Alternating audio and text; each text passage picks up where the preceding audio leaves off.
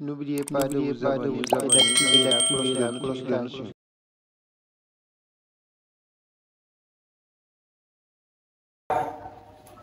نحمده ونستعينه ونستغفره ونعوذ بالله من شرور أنفسنا ومن سيئات أعمالنا. من يهده الله فلا مضل له ومن يضلل فلا هادي له، وأشهد أن لا إله إلا الله وحده لا شريك له، وأشهد أن محمدا عبده ورسوله. يا أيها الذين آمنوا اتقوا الله حق تقاته ولا تموتن إلا وأنتم مسلمون. يا أيها الناس اتقوا ربكم الذي خلقكم من نفس واحدة وخلق منها زوجها وبث منهما رجالا كثيرا ونساء، واتقوا الله الذي تساءلون به والأرحام إن الله كان عليكم رقيبا. يا أيها الذين آمنوا اتقوا الله وقولوا قولا سديدا يصلح لكم أعمالكم ويغفر لكم ذنوبكم، ومن يطع الله ورسوله فقد فاز فوزا عظيما. أما بعد، فإن أصدق الحديث كتاب الله، وخير الهدي هدي محمد صلى الله عليه وسلم، وأن شر الأمور محدثاتها، وأن كل محدثة بدعة، وكل بدعة ضلالة، وكل ضلالة في النار. نعوذ بالله من النار. C'est l'islam. Notre sermon d'aujourd'hui porte sur la méditation et l'importance du Coran. Imam Al-Sa'di, au sujet de la signification de méditer le Coran, il dit: il s'agit de réfléchir sur l'essence du Coran, concentrer sa pensée sur lui et ses principes, considérer mûrement ses suites et ses exigences. En bref, méditer le Coran signifie comprendre l'essence de ces termes, réfléchir sur ce que ces versets indiquent implicitement et explicitement, ainsi que les allusions et les rappels sans lesquels ces significations ne seraient pas complètes. S'assurer que le cœur en bénéficie par son recueillement lors des exhortations, sa soumission aux injonctions et interdictions, et qu'il en tire des leçons. L'importance de la méditation du Coran. L'importance de la méditation du sublime Coran apparaît sous de multiples formes, dont la plus importante est que la méditation du Coran et la compréhension de ses sens révèlent de la sincérité envers le livre d'Allah, le Très-Haut. Il existe d'autres facteurs qui démontrent l'importance à méditer le noble Coran. Le besoin du corps à méditer le Coran. Le cœur comporte une tristesse qui ne peut être dissipée qu'avec la compagnie du livre d'Allah, le Très-Haut, et la réflexion sur ces versets. Il renferme une anxiété et une peur qui doit être calmée en faisant confiance à la bonne nouvelle qu'Allah est le très miséricordieux a donné à ses serviteurs. Il y a un besoin qui ne peut être satisfait qu'en faisant provision des sagesses, des exhortations et des enseignements du Coran. Il reste une hésitation et un trouble dont il ne peut être sauvé qu'en accrochant fermement au livre d'Allah le Très-Haut. Allah a mis ses serviteurs croyants en garde contre la conséquence d'un abandon du Coran qui perdure, car le résultat sera la griffe des cœurs. Le Très-Haut dit: Alam ya'ni lillazina amanu an takhsha qulubuhum li dhikrillahi wa nazala min al-haqq. Allah dit: le moment n'est-il pas venu pour ceux qui ont cru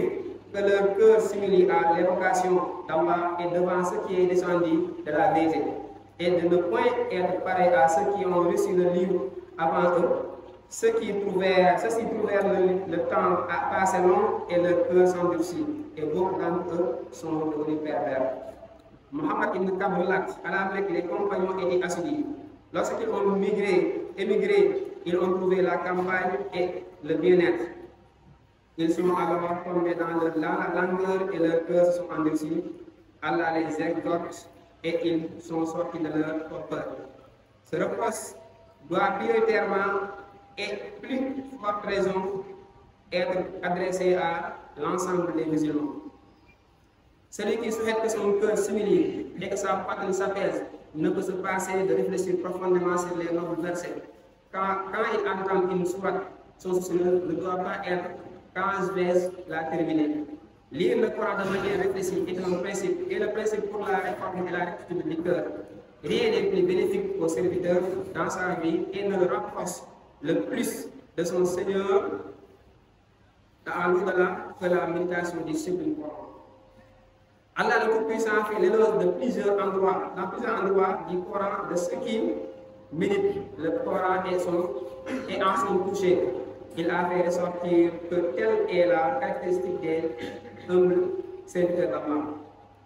Citons dans le Coran, Allah dit إنما المؤمنون الذين إذا ذكر الله وجلت قلوبهم وإذا تليت عليهم آياته زادتهم إيمانا. Les vrais croyants sont ceux dont les cœurs frémissent quand on mentionne Allah. Et quand ces versets leur sont récités, cela fait augmenter leur foi. Et ils placent leur confiance en leur Seigneur, ceux qui accomplissent la prière et qui dépensent dans le sentier d'Allah de ce que nous leur avons attribué. Cela sont en toute vérité les croyants. À ceux, les degrés auprès de leur Seigneur ainsi qu'un pardon et une dotation généreuse. La manière d'accroître leur foi en entendant le Coran est de prêter l'oreille au Coran et de solliciter leur cœur pour le méditer. Voilà ce qui fait augmenter leur foi et leur conviction. La méditation suscite l'aspiration du bien, le désir ardent de l'honneur qu'Allah le Très-Haut leur confère, la crainte de ses châtiments et la dissuasion à leur désobéir,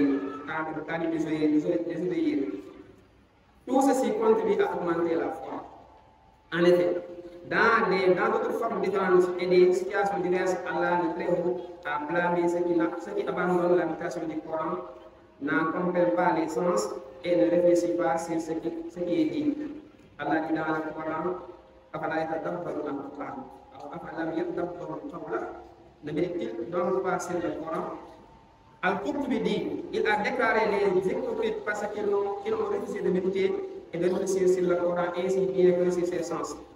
Imam As-Suyuti jette davantage la lumière sur la question.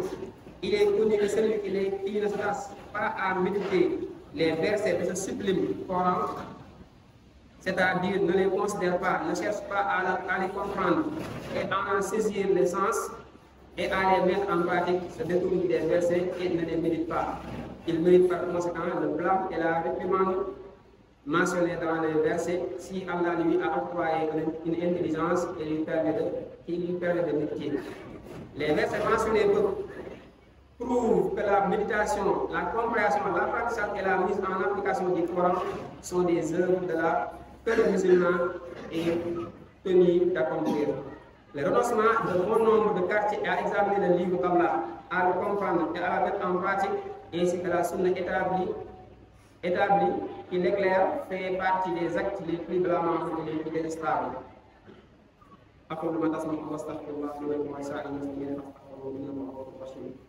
Alhamdulillahi Rabbil Alamin wa sallallahu ala nabiyyina Muhammad wa ala alihi wa sahbihi ajma'in. Ñi ngi sant borom subhanahu wa ta'ala di julli ci Yonent bi sallallahu alayhi wa sallam ak sahabaam ak képp ku topp seen yoon bés bu yàlla koy jaaral. Mbokk li ñu ngi dégg suñu bopp ragal yàlla di leen ko dénk comme ni ñu ko dénkee moom ñu jiitu woon ak ñu mucc. Suñu xutba tey bi dafa nekk ci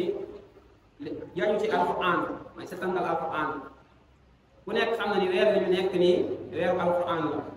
te ku nekk bàyyi na xel ni nit ñi dañuy daw dëkkmal alquran di ko jàng lu bari su nekk woon a weer yi bu ñu doon def loolu day wane ni alquran tey bu fekkoon tey dañ naan ab réseaux sociaux la wala boog ci réseau yi la da ngay gis ne kon moom mooy ki ëpp ay vues ci weer yi ñu nekk ndax nit ñi dëkkmal bi ñu ko dëkkmal daw di ko jàng te loolu du jaagu la bu baax la tamit waaye jàngin boobu parfois dañuy yittewoo jeexal naa nangami kaamil jeexal naa nangami kaamil waaye ñu bàyyi la gën a am solo te mooy tax li tax alquran tax jóg mooy jàng ba xam alquran ji lan lay wax nga koy jàng di bàyyi xel maani alfaaz di ko bàyyi xel ndax bépp téere boo mënoon a am ci médecine ci science bu mu mënti doon ñu jox la ko de xam nga ci nekk bu la amal benn njëriñ tey ku ko gën a bëgg ci àdduna wala bindoon ab lettre sàllaaw bala ngaa toog bay am jàmm di nga daw fexe ba xam ak foo mën a jaar di wut ku la li leen lettre boobu ba nga xam ne ca nekk kon nag alquran aw laa téere yàlla bi moo ci gën a yëg moo tax saxaaba yi dañuy wax ni nettali woon nañu ñi nga xam ne ñooñu daan jàngal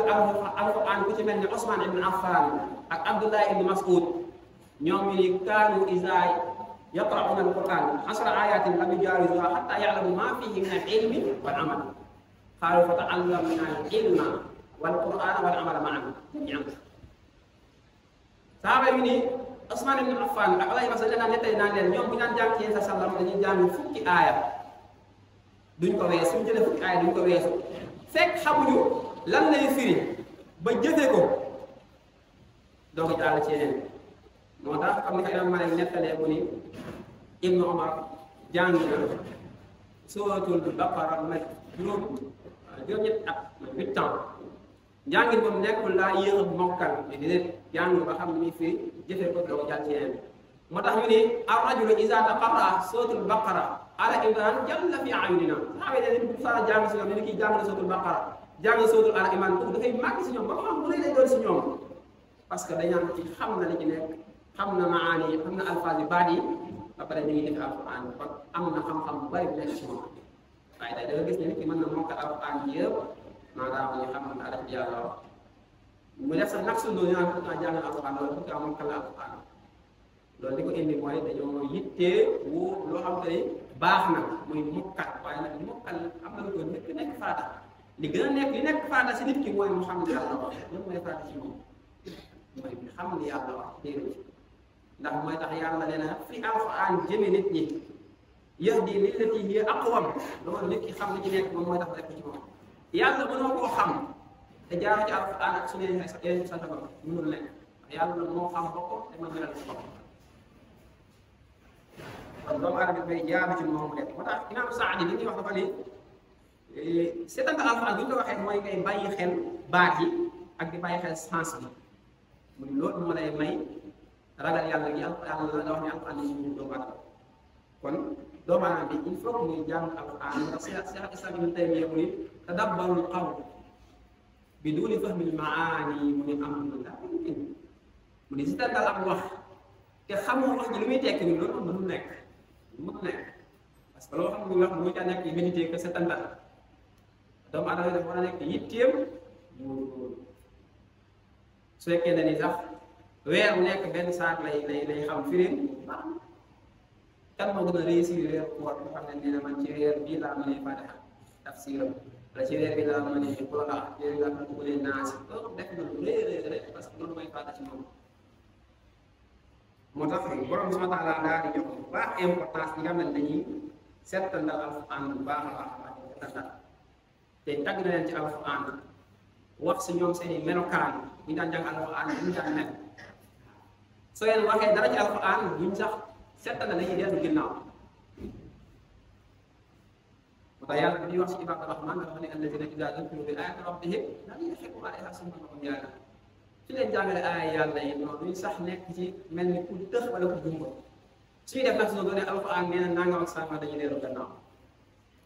parce que xetal bi jël alxuraan moo nekk ragal yàlla ci ñoom kon xol bi dafa soxla doomu aadama xol bi dafa soxla def si borom bi subhaanahu wa taala ndax seytaane dama fekk xol moo xam ne dafa wéet dara nekk nga bala cee toog def ci place doomu aadama dafa war a changer xol ci borom bi subhaanahu wa taala mooy alxuraan bi muy jàng noonu bay bàyyi xel di ko jàng ko bay def day raxas xolam di def ci moom ragal borom bi subhaanahu wa taala kon wóor bu baax parce que xol dafa am nañ fi ci nekk mooy hésitation yeeg duut yi mooy sikki sàkk yi ci nekk ci moom soxor gi iñaan gi nekk ci moom ak nay gi sax loolu alxuraan moo ko mën a génne moo ko génne ci moom waaye yàlla na téere dafay faj shifaa moo xam jàngoro yoo xam ne jàngoro yi médecine yi yow ko mën a faj loo xam ne moo xam jàngoro yi bokkaay la soxor ak iñaan ak yëpp yàlla na leen alxuraan moo ci mën dara donc ak nit ñoom baax nit ñi ñu baax fekk ñoo soxla alxuraan mu ngi nii benn société mën nga defal fekk jaarale alxuraan loolu moom mënul nekk moo tax imaam Ibn Kaab mu ni yàlla bi yàlla waxee ni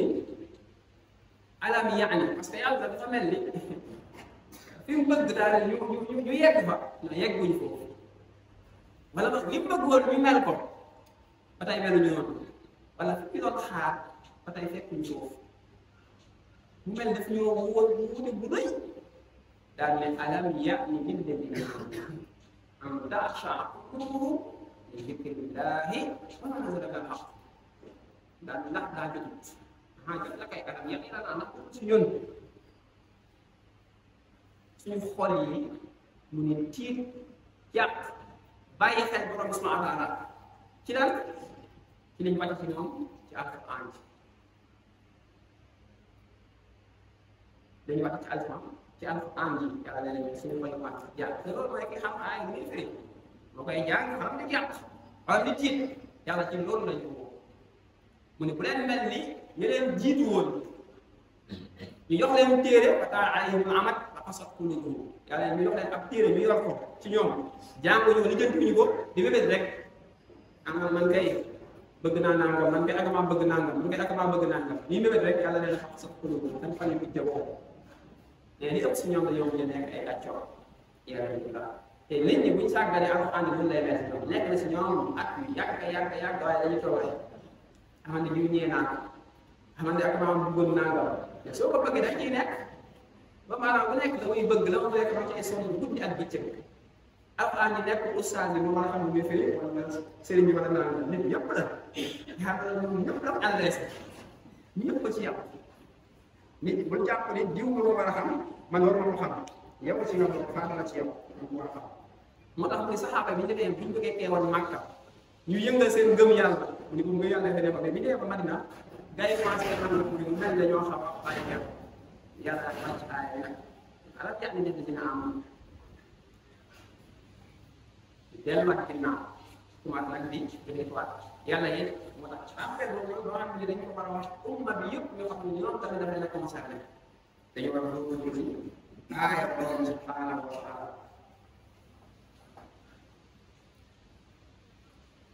moo tax borom subhanahu wa taala bi muy wax ñi nga xam ne dañuy takkal alquran dafa wax mu ni innamal mu'minuun foofu mu indi aadatul qasr dañuy wax aadatul qasr mooy booy tàkk dara wax ñii rek la innama da caa baax mu indi tamit lii fekk laam ci al-mu'minuun ñu ko tuddee loolu jumtuwaayu istigraq la maanaam day dabal kamal iman lay wax foofu mu ne innamal mu'minuuna allaziina julli jàng ñu yàlla dafa mat sëkk ñooñu lay wax mu ne bidaa di Allah ba jëf sunu tuddi borom bi subhaanahu wa ta'aala seen xol day mën a ci di jàpp wa izaa tuliyat alayhim aayaatuhu bàyyi xel am nga ko moom daa foog ni alquran ji moom daa war di jàng rek te warul dégg bi alquran dañ laa sant nga jàng sant la ngay dégg bi yaa isa tut laa lay wax leen jàng rek dañ laa sant nga jàng waaye dañ laa sant nga toog nag di dégg kenn di jàng ngay dégg yooyu yëpp yàlla ko santaat ñu alquran da yàlla bi suñu leen di jàngal suñu jàngal bu ñu leen di jàngal suñu ci aaye zaadul iman la wax ne waxtalu léegi seen bi yàlla di wax di jox loolu nag moo tax ñuy def loolu parce que aaye dañu ko xam ne ñuy wax xam ne ñuy firi loolu moo tax si yéeféer yi bëgguñu woon déglu alquran bi dañ ne ko xam tasma'u li hada alquran walghaw fiihi la'allakum taghlibun benn dégg alquran bi ñu wax nee leen kebet rek di fekk ba ñu demee dañ ko dégg parce que xam-xam nañ ñuy firi parce que Omar ibn Khattab bi mu njëkkee ne sootul Taaha dafa yéemu ci yàlla dane ali hada fardu Quraysh ndax Quraysh bi dañuy daw lii daal ne wallahi ki wax kàddu yi moom rek moo yéeyoon yàlla da yàlla tàgg jullit ñi ñoom bu ñuy jàng aaya yàlla yi seen ngëm yàlla dafay yokk tàgg ci seetal ak yi ñu tuddee alquran kon nag soo bëggee yow nga bokk si nga xam ne il faut nga xam alquran ñu ngi su góorgóorlu wax ñu ko yàlla cee bàyyi xel yonent bi sallallahu alayhi wasallam mooy ci première seetal alquran daal di teg daan na jël benn aaya di ko répété ginnaaw guddi gi lay commencé di ko répété benn aay bu ko répété ba keroog ñu ngi noonu fajar di jooy muy jël aaya in taghfir lahum fa innahum ibaaduk yàlla gars yi ne boo leen jéem boo leen mbugalee in tu'azzibhum fa innahum ibaaduk soo leen mbugalee say jaam lañ soo leen jéggalee aussi yow yaay xam yaay ki sañ yaay ki xam yaay ki mën ay ko woon rek di ko répété parce que xam nga sens bi moo tax ñuy jooy ba fa yàq benn bi dafa toog daal di mu Abdullah ibn Mas'ud daal ne ko iqra alayya alquran kaay nga jàngal ma alquran Abdullah ibn Mas'ud daal ne ko aqra alayka wa alayka unzil ma jàngal alquran ci yow da jawal alquran wàcc ne ko inni uhibbu an asma'aha min ghayri man ko dama bëgg alquran bi ma dégg ko keneen ku dul man yàlla da ko war a dégg ci keneen mu commencé di jàng suratul Nisaa jàng ñaar ñett ñeent naa ko instant bi dëgg ko bàyyi naa ko dégg ko parce que ñeenteelu page bi ba mu yegsee ci wa kayfa iza ji'naa ci sotu Nisaa ci kii bi ko commencé yàlla naan naka la gaa yi di def bu ñu indee dëkk ala bu ñu indee nit ñëpp yéen ngeen di seede xeet Muhammad di seede wa ji'naa bika ala haa'ulaa'i shahiidaa yow ñu indee sa xeet bii yow Muhammad nga ko di seede alquran yi yàlla def naa ko sama xeet jàngal naa ne firi naa ne wax naa leen ñoom ñoo ko def yenn saa mu dis ci moom commencé naan ko xasbuka noppi nee na faltafattu ilayhi fa idaa aynaani tazrifaani bi ma gëstoo xool ko maa ngi gis bët yéen ñi ngay sotti rangoo ji loolu ay nan ay xam nañ ko wër dana dañ yóbbu ko rek yàlla moo tax yéen sax naan la weer ko bu ñëwee benn daan jeexal alquran ji moom jébbil ba année bi muy faal def ko ñaari yoon loolu lépp ko daan jàng comme ni ñu koy defee jàng naa mu jeex parce que daan taxaw ci maani yi taxaw ci alfaaz yi taxaw ci njàngin mi taxaw ci lépp moom Jibril maanaam daan génn ko dañaa wax naan yéen sax mosala wax ak Jibril ba jàng ma jàng alquran révisé ko Jibril ba génn mu daan gën a sax tabe ngelaw luy daw ngelaw da muy gaawee doon mu joxe bu naan joxe ba doonu gaaw su na pare alquran ba génn parce que li muy wax dama xam jàng aaya di yàlla bëggalee ñuy joxe di wax la leen dencal xaaral da leen sa wax daan moo tax nettali nañ leen sa salam bi loolu lañ wàccee am aaya mu nekk si biir jàkka ji di ko jàng fekk waa ahlu suffa mooy ñu ñàkkoon ba am fu ñu dëgg ñu bàyyi woon ci jàkka ji ñu dëkk fa ñu ngi nekkoon si ginnaaw yi sa salam yéen sax di jàng rek si afa min hada alhadisi ta'jabuun wa tadhakuuna wala tabkuun wa antum saamiruun yéen sax mu ngi dégg saxaaba yi ci ginnaaw asma ñu ngi jooy jooy yu métti ñu leen déggee muy jooy jooy yu métti ñoom ñu dégg ko muy jooy ñu yokk kat seeni jooy yéem sam daal di nopp daal di génn daal di leen daa nga ne innaa min baqaa xashatillah mais bu dugg safara xam ne ay rango yu tuur nag bi ragal yàlla ñooñu lan ko xam ne jooy xamoon naa ne ànd dinañ wax moo tax nettali nañ jële ci Sufyaan ibn Sawri muy jàng di julli timis mu jiite gaay bi mu yegsee ba ci iyyaaka na'budu wa iyyaaka nasta'iin muy pacte bu rëy boobu xam ne yàlla ko signé ak jaam mu taxaw di ko rek di jooy ba xamatul sax mënatul yeggale mu tàmbali alhamdulillahi rabbil alamin xam ne ñaata yoon lañu jàng fa def gis est-ce que mos nañoo taxaw yéen sax sax daan jàng alxuraan da nga gis ni bismillahi rahmaani rahim noppi tuuti alhamdulilah daan jàngee daan setantal aaya loolu moo waral loolu de Omar ibn Xattaab ba jàng àdduna dañ naan fi dafa doon ay tere ndax jooy yu metti bari wala nit jàngal ko alxuraan mu daanu di jooy ba feebar ñu jël ko di ko seeti ay fan fekk mu ngi feebar ndax aaya ko jàpp moo tax biñ songee woon perse yi buur bi ne leen dem leen ngeen xoolal ma ngeen espionné ma gars yi nga xam ñoo wàcc suñu dëkk bi ñan la waaye bi mu ñëwee dañ ko buur waaye ba mën a wuti ay renfort mu ne ko damaa yéemu damaa jaaxle musuma gis lu ni mel ay nit ñoo xam ne ni guddi gi laay gis yu taxaw di julli bëccëg ga ña ngay woor mu ne yad'uuna rabbam lahum fi samaan yi sax seen loxo di ñaan benn borom bu nekk ci asamaan wa yaqra'uuna kitaaban lahum yabkuuna kasbiyaan mais téere bi ma leen gis ko bu ñuy jooy day mel ni xale bu ndaw bu ñoom ñuy jooy loolu la ñuy jooy si téere bi yoon ni kon téere bi soo nekk ñoom mu ne ko adrik naa ñu dal ñu dimbali ñu dañu dinañ koy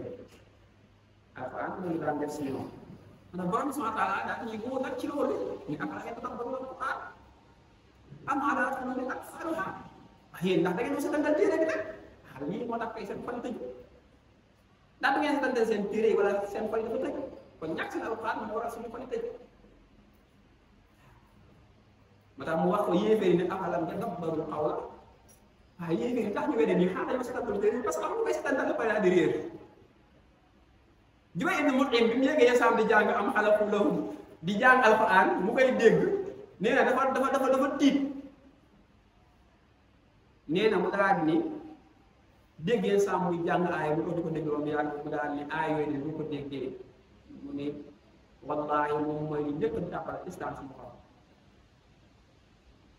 ndax musuma dégg lu mel noonu yàlla daal di kaay leen ngeen setantal téere bi kitaabun anzalnaahu mubaarakun liyadabbaru aayaatihi te buñ ko wàcce muy téere bu baax parce que dana yiw te day yokk rek waaye wàcce yow la ma wàcce ko liyadabbaru aayaatihi c'est médité ci verset yi médité ci verset yi kon doomu aadama bi dafa war a góorgóorlu bu baax ndax man yàlla wax ni ñoom seen li leen yóbbee seen ñàkk gëm yàlla gi rek seen wedd gi ndeke ne yàlla yóbbee ko ñu dañoo setantal téere bi dañu bàyyi alxuraan ci dañu ko bàyyi woon xel ci ñoom ñëpp dugg nañ ci biir al islam la alxuraan téere boo xam ne yàlla nee na moom day gindi di nit ñi moo tax mu ne shahru ramadan allazii unzila fiihi alxuraan ci weer dañ wàcc alxuraan jumlatan wàcc benn wàcc général bi yéen ñoom ci ay bés la wàcc général bi moom mu ne ci weer koor la am mun zati alxuraan mu ne hudan linnaas njub rek la pour nit ñi am njub kese yàlla naan xaa dangay setal alxuraan setal leen alxuraan bu baax a baax a baax su jógee woon ci kenn ku dul yàlla day fekk contradiction yu bare waaye depuis boobu lañ amul kenn ku ci gis contradiction hatta science sax dem na ba découvrir ni 80% yi léegi alxuraan wax dëgg la muy 20% yi découvrir bi ñu xamuñu ndax dëgg la wala dëgg lépp loo xam ne 80% mu kay dëgg la loolu dañuy wane mooy 100% la dëgg alxuraan am wax dëgg la am na ñoo xam ne nag dañuy jàpp ne bu science waxee rek dañuy wax science wax alxuraan moo wax wala mu war a jiitu alxuraan moo wax loolu may ndax mais bala nga am na gëm ni nag pourtant science dëggal la ko donc nga doon ci am yaqin yow loolu bu cher rek la science dafa tax na yàlla moom moo ko dañuy wax bu jàng science moom day yëg-yëg découvrir ba maanaam mu wedd ne nangam nangam mais yàlla wax moom loolu moom kenn ñu ko duñ ci kaw suuf alxuraan téere bu yéeme la téere xam-xam la ma éclat njëkk a jàng il faut mu jàng ko xam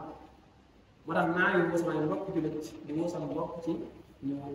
jàng nga ci ko jeexal ci kii bi loolu baax na programme la boo xam ne programme bi nga war a programme mokkal su fekkee am na loo xam programme